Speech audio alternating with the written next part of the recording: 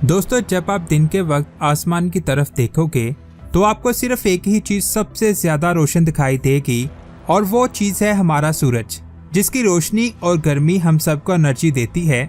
और इसी एनर्जी की वजह से आज हम सब जमीन पर जिंदा हैं और ये हमारे सोलर सिस्टम का बादशाह है, जिसके बगैर हमारा सोलर सिस्टम बेकार है। मरकरी सूरज के बहुत करीब है, इसी वजह से ये वहाँ से बहुत बड़ा और चमकदार दिखाई देता है। अगर बात करें वीनस की तो वहाँ बादलों की वजह से सूरज दिखाई नहीं देता और मार्स से ये ब्लू कलर का दिखाई देता है। लेकिन यहाँ एक सवाल आता है कि सूरज करीब से कैसा दिखाई देता है और इसकी सतह पर साइंसदानों ने क्या कुछ दरियाफ्त किया। ये अमेजिंग इन्फॉर्मेशन आप जानोगे आज की इस वीडियो में। वीडियो शुरू करने से पहले अगर आपने हमारे चैनल को सब्सक्राइब नहीं किया तो जल्दी से सब्सक्राइब करने के साथ साथ हमारी वीडियोस को लाइक और शेयर जरूर करें। अभी कुछ माह पहले नासा का पार्कर सोलर प्रोब सूरज के एटमॉस्फेयर में दाखिल होकर सूरज को छूने में कामयाब हुआ था और वहां से इसने हमें ये वीडियो भेजी थी। आप इस वीडियो में सोलर विंड्स को बहुत तेजी से ट्रैवल करते हुए देख सकते हैं। सूरज को जब आप दूर से देखेंगे तो ये बहुत पुरस्कून दिखाई देगा, लेकिन पास जाने पर यह बहुत ज्यादा खौफनाक दिखाई देगा। कई सालों से साइंसदान मुख्तलिफ स्पेसक्राफ्ट से इसकी स्टडी करते आए हैं। ये एक बहुत बड़ा आग का गोला है जो प्लाज्मा से मिलकर बना है। प्लाज्मा मैटर की चौथी स्टेट है, जिसमें मैटर इतना ज्यादा गर्म हो जाता है कि उसके एटम से इलेक्ट्रॉन और न्यूक्लियर पार्टिकल अलग अलग हो जाते हैं। जैसे कि आपको पता है, सूरज हाइड्रोजन और हीलियम से मिलकर बना है। इसी वजह से इसकी हर लेयर्स को हाइड्रोजन और हीलियम की डेंसिटी की बिना पर क्लासिफाई किया गया है। यानी सूरज की कोर से जैसे ही हम ऊपर जाएंगे तो हाइड्रोजन और हीलियम की मकदार कम होती जाएगी। जैसे कि मैंने आपको पहले भी कई दफा बताया है कि सूरज की कोर में न्यूक्लियर फ्यूजन होता है, जिससे बहुत तेज रेडिएशंस निकलती हैं और जो रोशनी हमें जमीन पर मिलती है वो ये रेडिएशंस ही होती है। लेकिन यहाँ पर लाइट बहुत छोटे छोटे पार्टिकल से मिलकर बनती है, जिन्हें फोटॉन्स कहते हैं। सूरज के अंदर ये एनर्जेटिक फोटॉन्स बहुत स्पीड से इधर उधर टकराते रहते हैं और लाखों सालों के बाद ये पार्टिकल्स उस लेयर तक पहुँचते हैं। यहाँ प्लाज्मा की डेंसिटी काफी ज्यादा कम होती है और उस लेयर को फोटोस्फीयर कहते हैं। ये वो आखिरी लेयर है, यहाँ फोटॉन्स को बहुत ज्यादा स्ट्रगल करना पड़ता है। उसके बाद ये सूरज से बाहर निकलकर स्पेस में फैल जाते हैं और ठीक 8 मिनट के बाद ये फोटॉन्स हमारी जमीन पर गिरते हैं, जिनकी वजह से हम इंसान और जानवर जमीन पर जिंदगी गुजार रहे हैं। सूरज के एटमॉस्फेयर में फोटोस्फीयर वाहिद ऐसी गहरी लेयर है जिसे हम जमीन से आसानी से देख सकते हैं।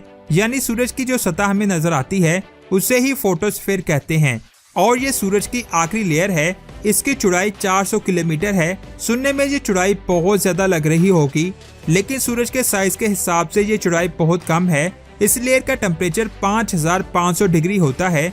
ये टेम्परेचर इतना ज्यादा है कि जमीन का सबसे मजबूत हीरा आसानी से पिघल जाएगा। सूरज की इस लेयर को ध्यान से देखें, आपको छोटे छोटे सेल्स की तरह बहुत सारे स्ट्रक्चर नजर आएंगे, जिनकी शेप और साइज लगातार चेंज हो रहा है। इस तस्वीर को जमीन पर लगे एक टेलीस्कोप से खींचा गया है और ये फोटोस्फीयर की सबसे हाई रेजोल्यूशन वाली इमेज है। ये तस्वीर इतनी ज्यादा क्लियर है कि हम सूरज को 30 किलोमीटर अंदर तक देख सकते हैं। ये फासला बेशक आपको बड़ा लग रहा होगा, लेकिन सूरज के सामने ये बहुत छोटा है। इसकी सतह पर यह स्ट्रक्चर हमें उबलते हुए बुलबुले की तरह इसलिए लग रहा है क्योंकि निचली लेयर से गर्म प्लाज्मा बार बार सतह पर आ रहा है और ठंडा होकर दोबारा से नीचे चला जाता है। ये प्रोसेस बिल्कुल पानी के उबलने की तरह है और इस अमल को कन्वेक्शन कहते हैं। इस तस्वीर में चमकदार रीजन वो है यहाँ से गर्म प्लाज्मा नीचे से ऊपर आ रहा है और डार्क लाइन वो एरिया है यहाँ से ये ठंडा होकर नीचे की तरफ जा रहा है। ये बात आप जान लें, ये जो छोटे छोटे स्ट्रक्चर आप देख रहे हैं ये हमारी सूबा पंजाब से भी ज्यादा बड़े हैं। इस लेयर में बहुत सारे डार्क स्पॉट भी मौजूद हैं, जिन्हें सन स्पॉट भी कहा जाता है। आप ये जानकर हैरान हो जाएंगे कि इन डार्क स्पॉट का साइज हमारी जमीन से भी बड़ा है। ये ब्लैक इसलिए नजर आते हैं क्योंकि इनका टेम्परेचर सूरज की सतह की निस्बत काफी कम होता है। यानी सूरज की सतह का टेम्परेचर 5500 डिग्री है और इन स्पॉट का टेम्परेचर 3000 डिग्री होता है। ये भी बहुत ज्यादा टेम्परेचर है। लेकिन यहाँ मेरा एक सवाल है कि आखिर ये स्पॉट कैसे बनते हैं। तो ये बात आप जान लें कि जब सूरज की मैग्नेटिक फील्ड डिस्टर्ब होती है तो ये स्पॉट बनते हैं। सूरज की मैग्नेटिक फील्ड इतनी ज्यादा पावरफुल है कि ये कुछ जगहों से गर्मी और रोशनी को बाहर निकलने से रोक देती है। सूरज का एक पार्ट पोलर रीजन से थोड़ी ज्यादा स्पीड से रोटेट करता है, जिसकी वजह से इसकी मैग्नेटिक फील्ड बाकी सितारों की तरह एक फॉर्म में नहीं है। और ये मैग्नेटिक फील्ड आपस में एक दूसरे से जकड़ जाती हैं। मिसाल के तौर पर जब बहुत सारी रस्सियों को इधर उधर घुमाया जाए तो वो आपस में उलझ जाती हैं। सूरज पर भी कुछ ऐसा ही अमल होता है। मैग्नेटिक फील्ड के इस अमल की वजह से सूरज की सतह पर बड़े बड़े एक्सप्लोजन भी होते हैं, जिन्हें सोलर फ्लेयर का नाम दिया गया है। इसके अलावा यहाँ पर कोरोनल मास इंजेक्शन भी होते हैं, जिसमें अरबों चार्ज पार्टिकल्स बहुत तेजी के साथ सूरज की कोरोना से निकलकर स्पेस में फैल जाते हैं। इन फ्लेयर्स को आप इस वीडियो में देख सकते हैं, जो बहुत ज्यादा खतरनाक दिखाई दे रहे हैं। ये सोलर फ्लेयर हमारे सोलर सिस्टम के सबसे खतरनाक एक्सप्लोजन होते हैं। अगर एक भी सोलर फ्लेयर हमारी जमीन की तरफ आ जाए तो ये हमारी जमीन की मैग्नेटिक फील्ड को कमजोर करके हमारी जमीन के एटमॉस्फेयर का कुछ ही देर में खत्म कर देंगे। जब सूरज से निकलने वाले चार्ज पार्टिकल्स की रफ्तार तेज होती है तो ये हमारी जमीन की मैग्नेटिक फील्ड को कमजोर करके उसके अंदर दाखिल हो जाते हैं और फिर हमारे सैटेलाइट को नुकसान पहुंचाते हैं। जुलाई 2012 को एक बहुत ही खतरनाक कोरोनल मास इंजेक्शन हमारी जमीन से टकराने वाला था, लेकिन हमारी किस्मत बहुत अच्छी थी और हम बच गए। साइंसदान इस सोलर फ्लेयर्स और सूरज की मैग्नेटिक फील्ड के बारे में ज्यादा से ज्यादा स्टडी कर रहे हैं, ताकि हमें पता चल सके कि अगली बार सोलर फ्लेयर्स कब जमीन पर टकराएगी। लेकिन ये बात आप जान लें कि अगर हमें सोलर फ्लेयर्स के बारे में पता चल भी जाता है तब भी हम उस फ्लेयर से नहीं बच पाएंगे, लेकिन हम इससे बचने के लिए कोशिश जरूर कर सकते हैं।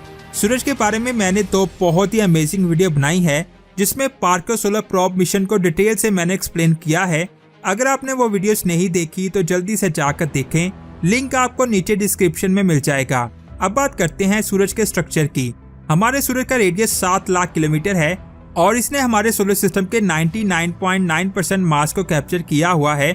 इतने ज्यादा मास की वजह से सूरज की ग्रेविटी बहुत ज्यादा है और ये ग्रेविटी ही सूरज को दबा रही है। लेकिन इसकी कोर में होने वाले न्यूक्लियर फ्यूजन से जो एनर्जी निकलती है उसी ने ग्रेविटी को बैलेंस कर रखा है। ये बात आप जान लें कि सूरज की कोर में प्रेशर और टेम्परेचर बहुत ज्यादा है, जिसकी वजह से वहाँ सब एटॉमिक पार्टिकल्स बहुत ज्यादा स्पीड से मूव करते हैं।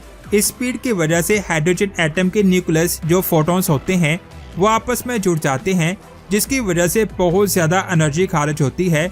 जब हाइड्रोजन के एटम पर बहुत ज्यादा प्रेशर पड़ता है तो वो हीलियम में कन्वर्ट हो जाते हैं और फिर बहुत तेज एनर्जी निकलती है।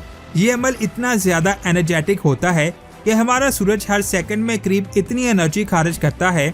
असल में ये एनर्जी गामा रेस की फॉर्म में होती है, जो हमारे लिए बहुत ज्यादा खतरनाक है। कोर से निकलने के बाद गामा रेस को सबसे ऊपर वाली लेयर यानी फोटोस्फीयर तक आने में कई लाख साल लग जाते हैं और इसके बाद ये फोटोस्फीयर तक पहुंचती है, लेकिन तब तक इनकी एनर्जी काफी कम हो चुकी होती है, जिसके बाद ये लाइट फोटोस्फीयर से बाहर निकलकर स्पेस में फैल जाती है, जो हमारे लिए बहुत ज्यादा जरूरी है। आज सूरज के बारे में हमने बहुत कुछ जाना और ये बिल्कुल नई इन्फॉर्मेशन थी, क्योंकि बहुत सारे लोग नीचे कमेंट्स करते हैं कि आप बार बार रिपीटेड इन्फॉर्मेशन लेकर आते हैं।